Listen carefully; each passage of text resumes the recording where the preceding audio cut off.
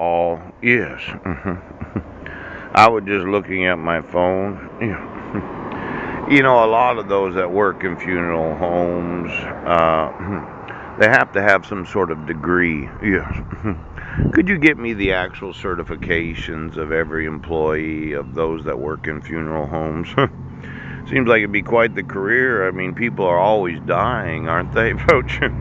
It's kind of one of those things where you're going to have a job to go to. Yes. Now, I was just kind of wondering about that because there was a guy named Erno Rubik. Yes. You remember the Rubik's Cube? Yeah. Well, last night I was looking at these different mechanical puzzles. Yeah. And I thought somebody needed to use a supercomputer to find out all the puzzles of life. Yeah.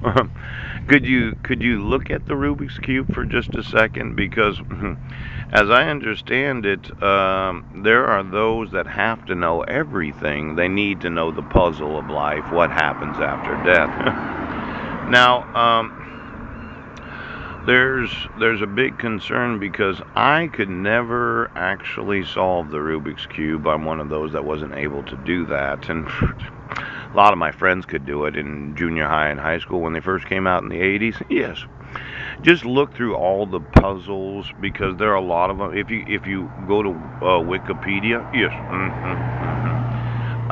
it's kind of interesting. They have lots of different puzzles, and it's one of these things where a supercomputer. Mhm. Exactly what you plan on doing with those memories of the dying. You wanted to solve the question of the afterlife. Which you kept them alive a little longer because you didn't understand what was happening to them. Now, when you look at the actual degrees, the academics, the accreditation and certification of each and every employee of every funeral home, I'm sure that a funeral is very important to those that want their well wishers. Yes, the individuals that are grieving for, ouch, that had sex through, ouch. Now, let's say you're a volunteer and you found out that I had died and I was laying in a coffin without any clothes on, and you happen to touch the corpse, did you? Ouch. All of a sudden, you begin to realize that there's still life in those genitals.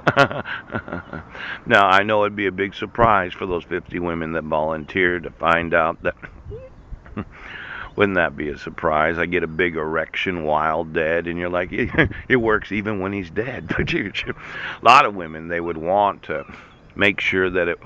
I know it would be a big surprise if I got an erection while you're touching a corpse. Is that what you're doing?